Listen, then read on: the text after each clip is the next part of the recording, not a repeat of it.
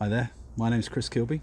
I'm a pastor in a pergola, and here is today's bite-sized Bible from 1 Timothy chapter 5 verses 9 and 10. And I want to talk to you today about seasons to serve. Seasons to serve. You see, to build a powerful and effective church and church community requires an army of servers, literally people serving all over the place. And even during a pandemic, it's amazing how many needs there are amongst our community to be able to put on services, to be able to pastorally care for all of those in our networks and to serve others in the city. An army of servers it takes to do that. Yet sometimes there are seasons when we are actually practically less able to serve. You know, maybe you just had a baby and you're unable to serve. Maybe you're shielding and you're restricted in where you can go and what you can do. Maybe your work causes you to travel around and you're less available to serve. But in today's verse, what we're going to see is Paul points out a great season to serve. Let me read to you verses 9 and 10 of 1 Timothy 5.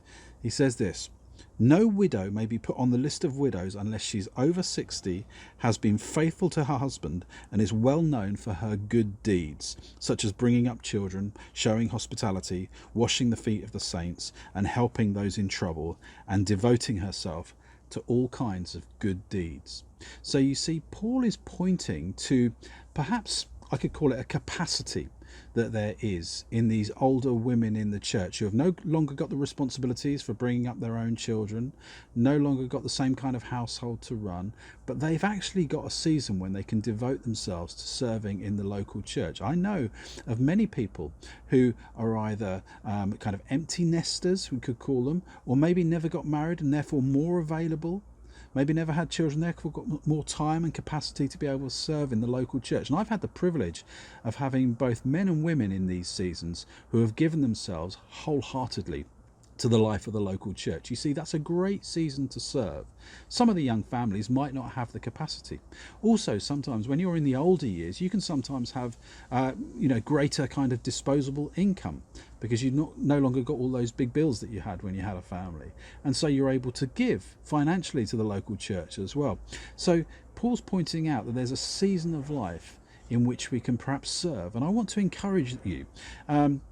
If you're in that kind of season of life where you're thinking, well, I wonder what next. I haven't got those same responsibilities at work anymore, haven't got those same responsibilities at home anymore.